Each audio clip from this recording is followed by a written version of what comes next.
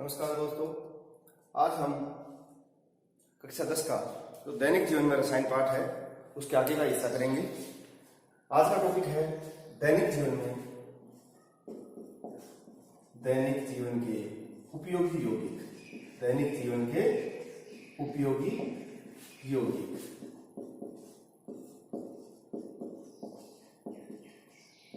इन यौगिकों में पहला जो है NaCl की बात करते हैं। इसको बोलते हैं सोडियम क्लोराइड।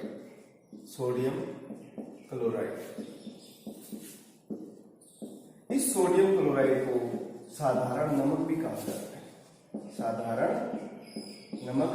जाता है। इसका निर्माण HCl प्लस NaOH अम्ल और क्षार की प्रबल अम्ल और प्रबल क्षार की अभिक्रिया से भी किया जाता है। NaCl प्लस जल का अणु बाहर निकल गया, तो अम्ल और क्षार को उदासीन कर दिया इन्होंने, तो इसकी pH क्या होती है? pH होती है 7। इसकी प्रकृति कैसी होती है? उदासीन प्रकृति का होता है। NaCl की प्रकृति क्या होती है? उदासीन। समुद्र या खारे पानी को सुखा करके साधारण नमक को बनाया जाता है। तो लिखो आप, समुद्र के जल या खारा पानी जिसको बोलते हैं, खारा पानी को सुखा कर नमक बनाया जाता है। नमक या फिर NaCl बनाया जाता है। इस समुद्री जल में अनेक अशुद्धियां पाई जाती हैं, जैसे MgCl2, CaCl2। इस नमक में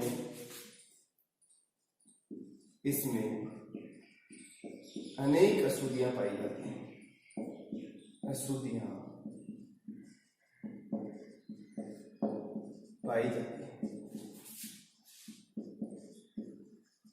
जैसे MgCl2 और CaCl2। इन अशुद्धियों को दूर करने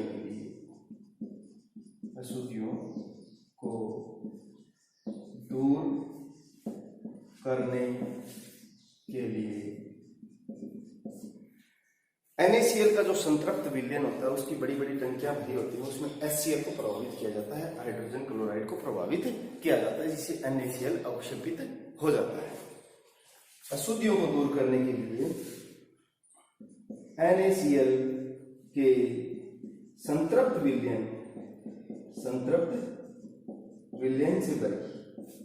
विलयन से भरी बड़ी बड़ी टंकियों में HCl हाइड्रोजन क्लोराइड प्रवाहित किया जाता है, जिससे क्या होता है? जिससे NaCl अवक्षेपित हो जाता है।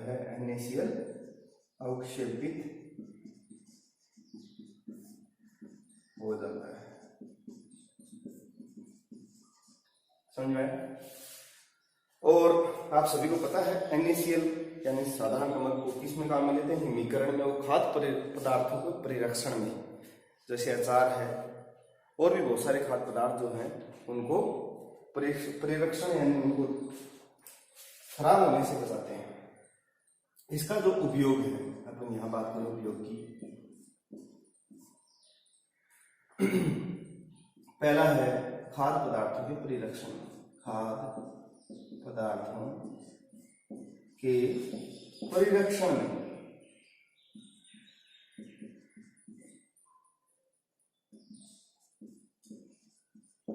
पहला उपयोगी है। दूसरा हिमीकरण मिश्रण में,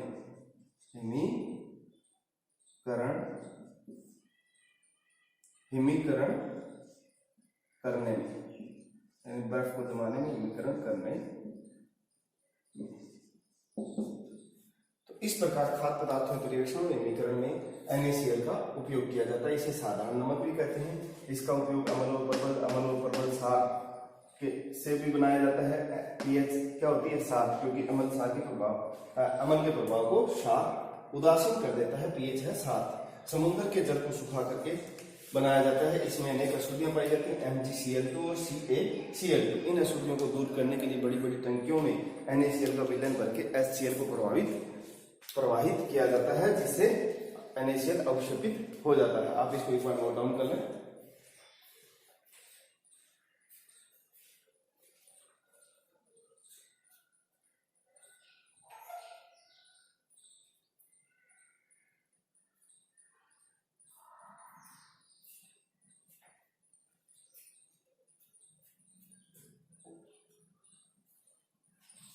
आगे चलेंगे।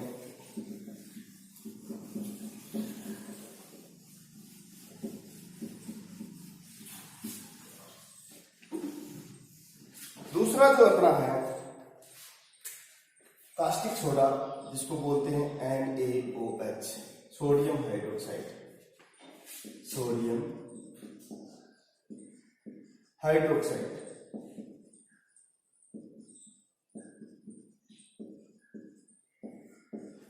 इसको क्या बोलते हैं? कास्टिक सोडा भी बोलते हैं। कास्टिक सोडा भी बोलते हैं। ये क्या है? इसका अन्य नाम। आप ध्यान रखना, आप कई बार पूछेगा कास्टिक सोडा के बारे में बताइए। अन्य नाम क्या है इसका? Caustic soda. इसका जो एक बार उपयोग मैं बता दूं, पेट्रोलियम के शोधन में उपयोग, अभी आपको एक बार इसका निर्माण बता देता हूं।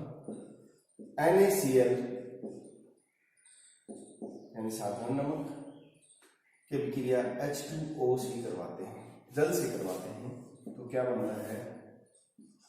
NaOH plus Cl2। विद्युत अपघटन क्या करवाएंगे?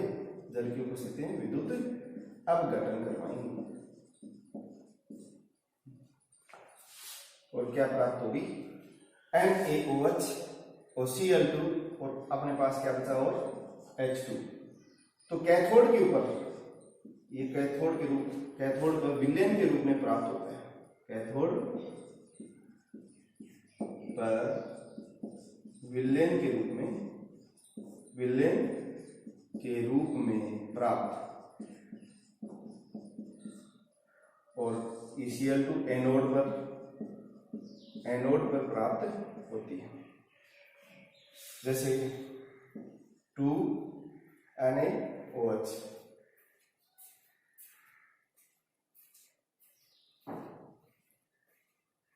बन गया, 2Cl2 बन गया, 2 अणु इसके ले लो, तो 2 यहाँ गए, 2 ठीक है। H2 ये भी कैथोड पर प्राप्त है। समझ में आई बात आपकी? यानी NaCl सोडियम क्लोराइड को जलीय विलयन में विद्युत अपघटन करवाया जाता है, तो कैथोड पर सोडियम हाइड्रोक्साइड और हाइड्रोजन गैस प्राप्त होती है। इसके पश्चात यह जो है, इसके गुण क्या है? श्वेत चिकना पदार्थ है। श्वेत चिकना पदार्थ है।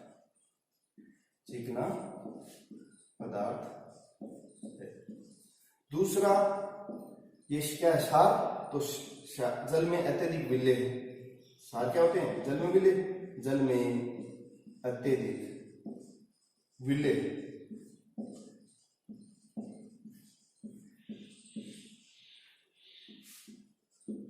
तीसरा इसका क्या होता है कि ये एक प्रबल क्षार में अपने पढ़ा था, प्रबल क्षार है। अब इसके उपयोग, कोई भी यौगिक है तो उसका एक पहला उपयोग आप लिखते हैं हमेशा प्रयोगशाला अभिकर्मक के रूप में। प्रयोगशाला अभिकर्मक के रूप।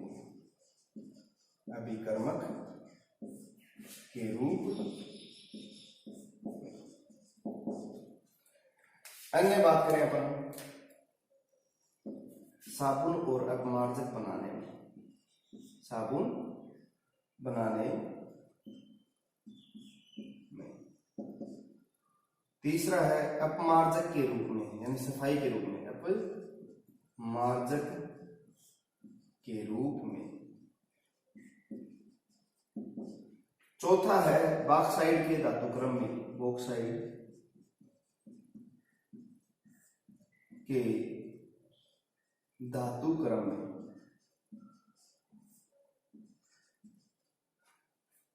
सुन भाई। पांचवा है पेट्रोलियम के शोधन में, पेट्रोलियम के शोधन में भी इसका उपयोग किया जाता है।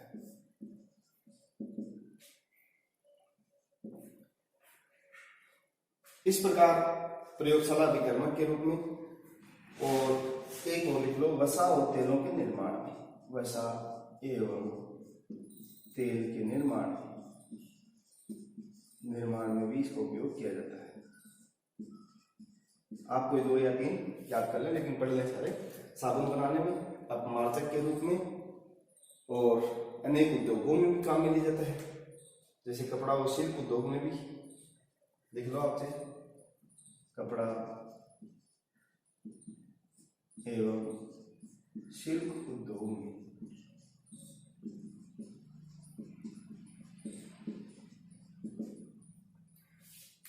इस प्रकार सोडियम हाइड्रोक्साइड, जिसको कास्टिक सोडा भी कहते हैं, इसका निर्माण कैसे करते हैं? विद्युत अपघटन द्वारा।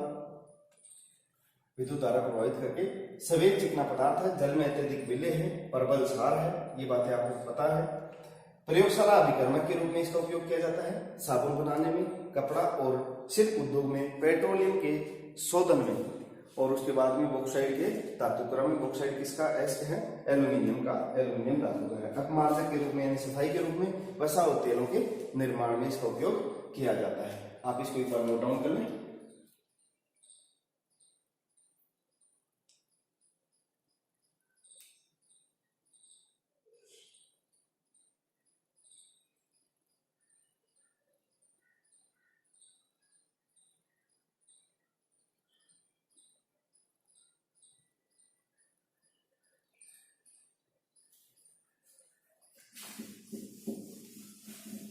अगला है बेकिंग सोडा, ये इंपॉर्टेंट है बेकिंग सोडा।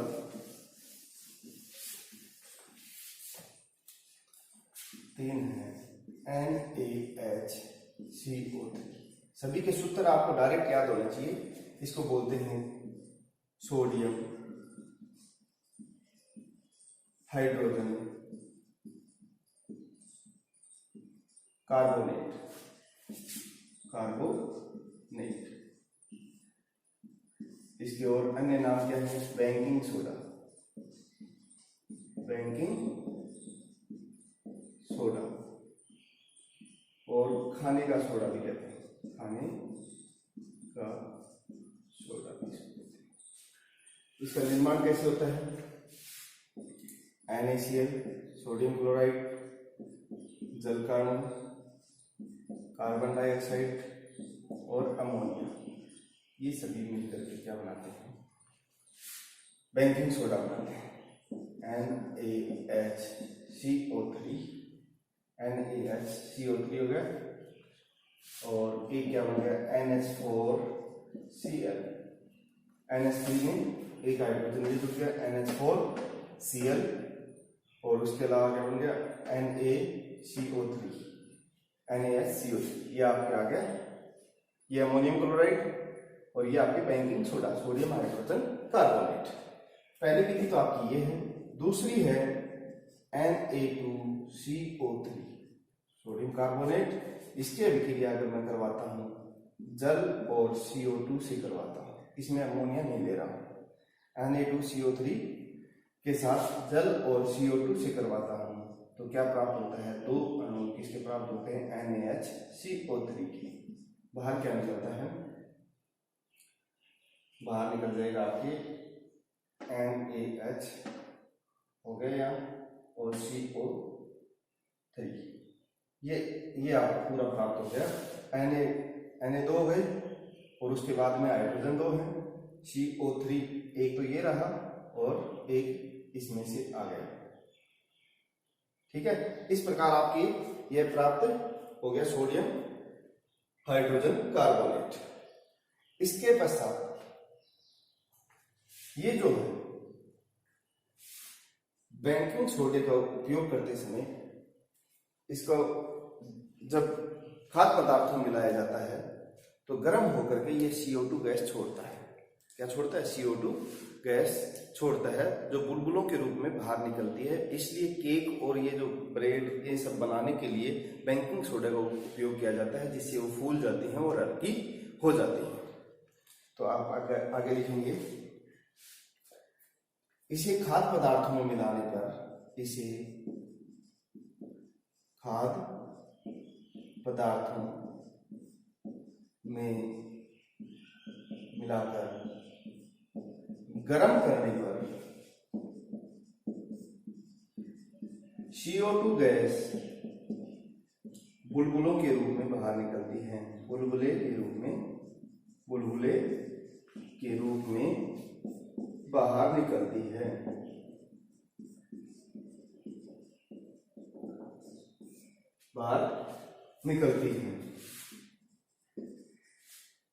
जिससे केक, ब्रेड आदि फूल जाते हैं, फूलकर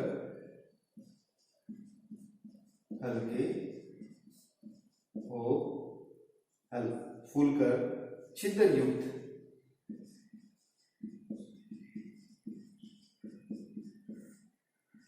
हल्के प्राप्त होते हैं, हल्के हो जाते हैं, हल्के प्राप्त होते हैं। यानी बुलबुले के रूप में CO2 गैस जब बाहर निकलती है तो ये खाद्य पदार्थ हल्के हो जाते हैं फूल करके और इनमें छिद्र आ जाते हैं। आपने देखा ही होगा ब्रेड और केक सब।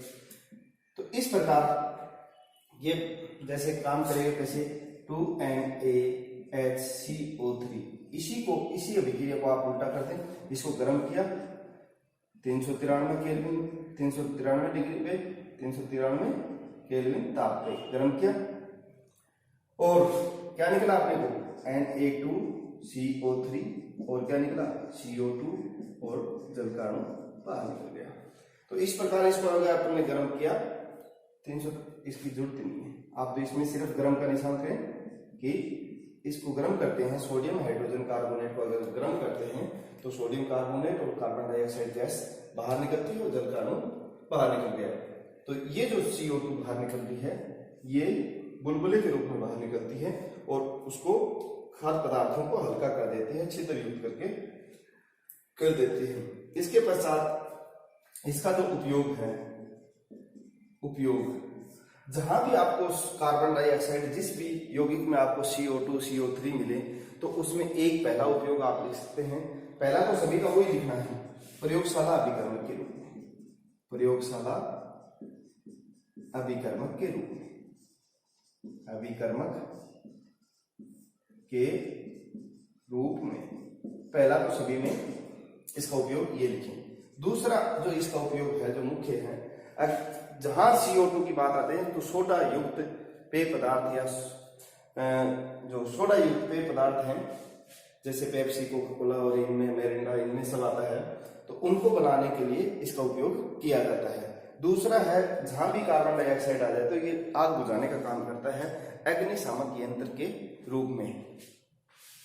तो अग्निशामक यंत्र में इसका उपयोग किया जाता है। तो सोडा युक्त पेय पदार्थ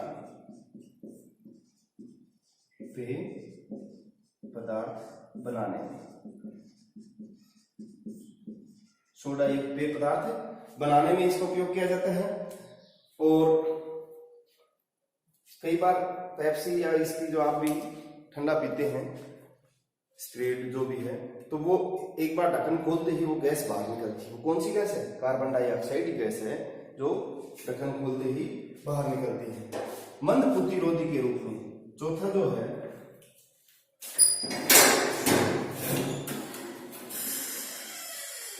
मंद प्रतिरोधी के रूप में, प्रतिरोधी के रूप में, एंटीसेप्टिक के रूप में भी इसका उपयोग किया जाता है। प्रयोगशाला अभिकर्मक के रूप में, अग्निशामक यंत्र में, सोडा युक्त पेय पदार्थ में, और मैंने आपको पाचन तंत्र में बताया था कि पेट के अंदर जब अम्ल अधिक बन जाता है तो एसिडिटी हो जाती है, यानी अम्लता हो जाती है। उस अम्लता को दूर करने के लिए मिल्क ऑफ मैग्नीशिया, MgOH2 और NaCO3 ये काम में लिया जाता है। तो ये पेट की अम्लता दूर करने के लिए भी काम में लेते हैं। पेट की अम्लता को दूर करना, अम्लता को दूर करने में